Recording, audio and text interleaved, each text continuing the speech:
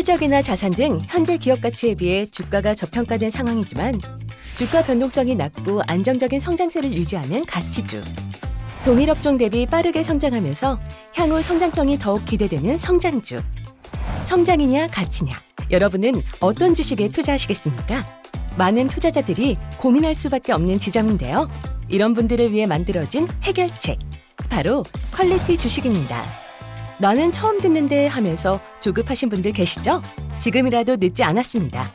그럼 어떤 주식을 당당히 퀄리티라 부를 수 있는지 함께 알아볼까요?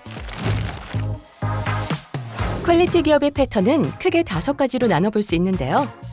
첫 번째로 살펴볼 유형은 롤업입니다. 먼저 예를 하나 들어보겠습니다. 미국 최대 폐기물 처리 업체 웨이스트 매니지먼트. 이곳에서는 폐기물을 수거하기 위해 트럭을 활용하는데요. 트럭이 한 노선당 처리할 수 있는 폐기물이 많으면 많을수록 노선당 수익성은 당연히 좋아질 수밖에 없습니다. 웨이스트 매니지먼트는 이 같은 사실에 착안해 노선당 수거 매물이 작은 소규모 기업들을 인수해 덩치를 키우면서 자연스럽게 노선의 수익성을 향상시킬 수 있었습니다. 또한 소각장에 수수료를 내야 하는 소규모 기업들에 비해 수많은 소각장을 보유하고 있어 상당한 원가 우위를 차지할 수 있었는데요. 롤업 유형은 이처럼 같은 산업 내 여러 중소형 규모 회사들을 인수 합병해 기업의 규모를 키워나가는 전략입니다. 그렇다면 롤업의 장점, 뭐가 있을까요? 바로 가치 창출입니다. 규모가 커지면 시장에서 가격 협상력 등 경제적 우위를 차지할 수 있어 경제적 혜자가 강화될 수 있습니다. 물론 리스크는 존재하는데요. 가장 큰 리스크는 인수 대상 기업들에 대한 인수 경쟁이 치열할 수 있다는 점입니다. 이에 따라 인수합병 트랙 레코드가 장기적으로 우수한 기업들이 매력적이라고 볼 수 있습니다. 퀄리티 주식의 두 번째 유형은 네트워크 효과입니다. 네트워크 효과란 어느 한 서비스의 사용자가 많아질수록 그 서비스 가치가 높아지는 것을 의미하는데요. 쉽게 통신 서비스를 생각해 볼 수 있습니다. 전화 서비스는 적어도 2명이 서비스를 이용해야 가치가 있는데요. 더 많은 사람들이 전화 서비스를 사용할수록 전화 네트워크의 가치는 더욱 높아집니다. 그렇다면 뛰어난 네트워크 효과를 보유한 기업들에 투자하는 장점은 무엇일까요? 크게 3가지를 들 수 있는데요. 먼저 높은 진입 장벽을 지니고 있어 신생업체보다 유리하다는 점입니다. 네트워크 효과는 신생업체에게 진입 장벽으로 작용합니다.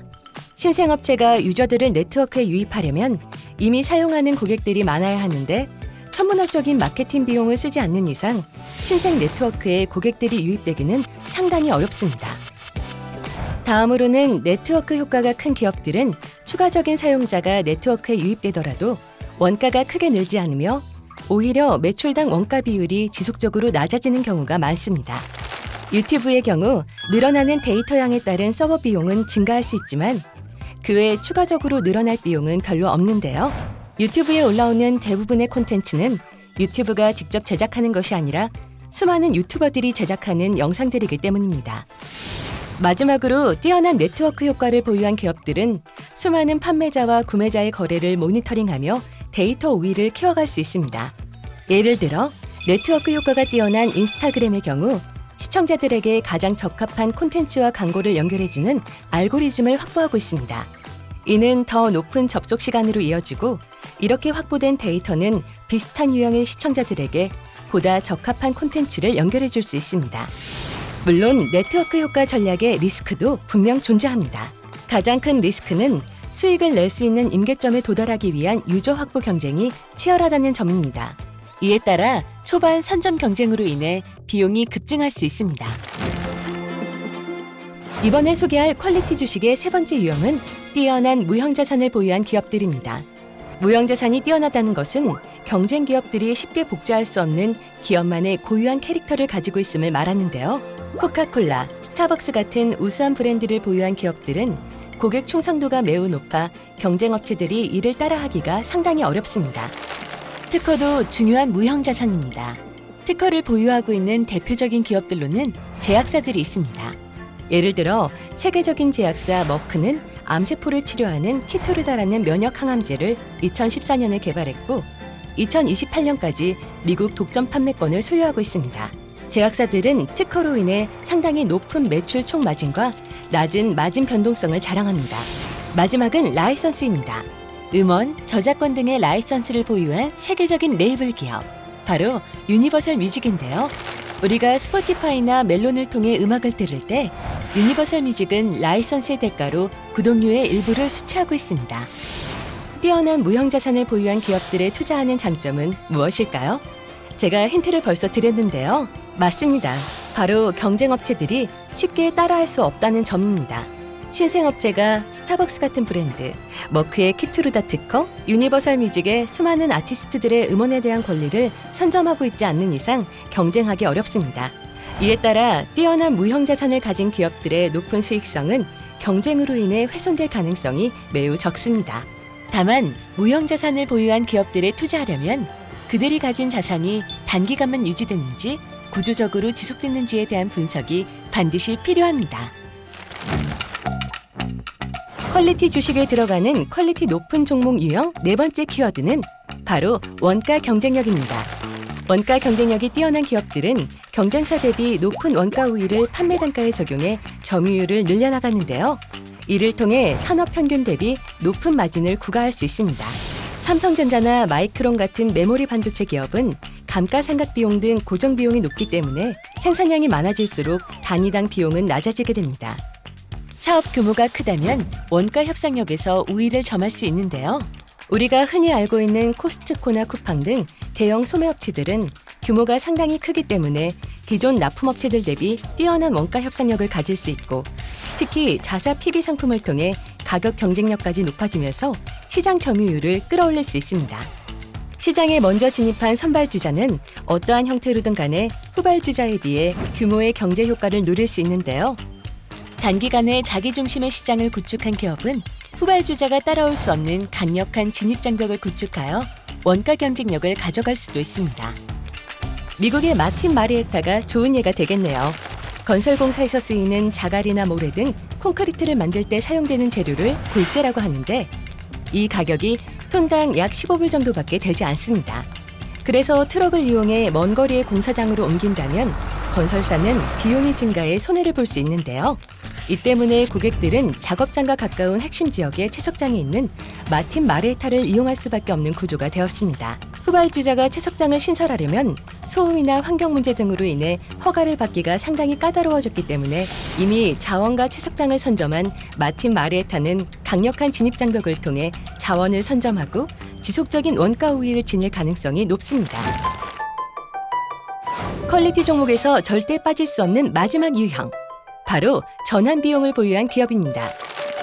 전환 비용이란 A라는 고객사가 이미 도입한 프로세스나 시스템을 다른 제품으로 바꿀 때 생기는 비용을 의미하는데요.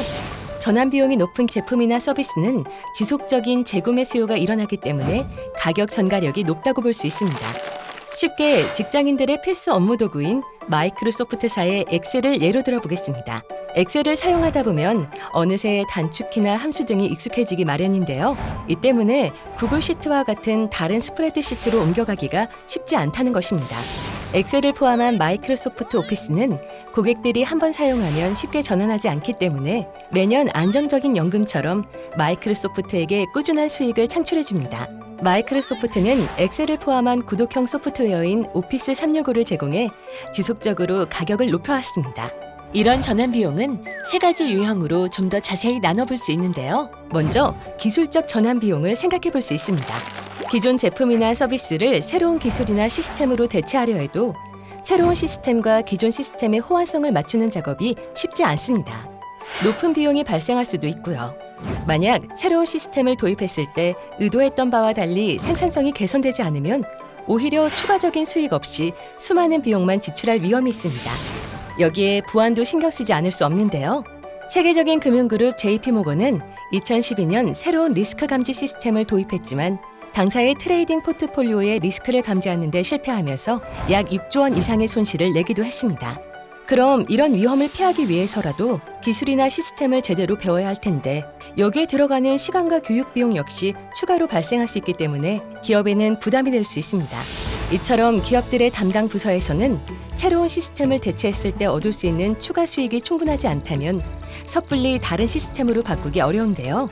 여기서 전환 비용이 높은 기업들에 투자해야 할 장점이 더욱 명확해집니다. 전환 비용이 높은 기업들에 투자해야 하는 가장 큰 이유, 바로 신생업체가 진입하기 어려운 시장을 만들어 독보적인 시장 점유율을 유지할 수 있기 때문입니다.